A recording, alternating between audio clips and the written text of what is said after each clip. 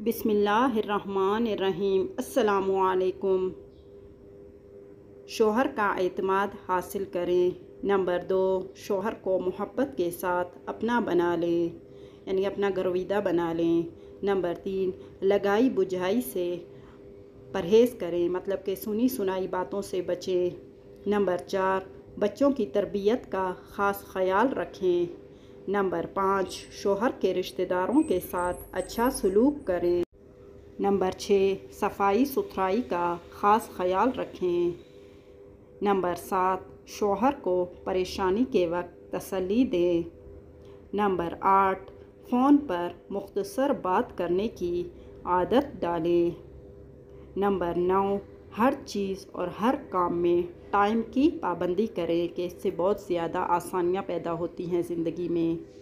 Number 10, घर में एक जगह नमाज़ पढ़ने के लिए ख़ास रखें।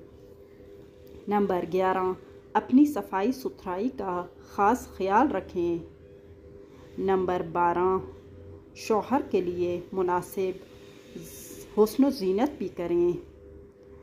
नंबर 13, खाने को ज़िक्र फ़िक्र के साथ पकाएं कि इससे खाने में बरकत भी होती है और जो खाता है उसका दिल भी खुश होता है।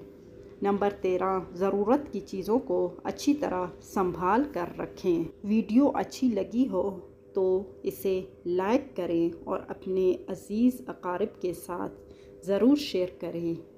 शुक्रिया।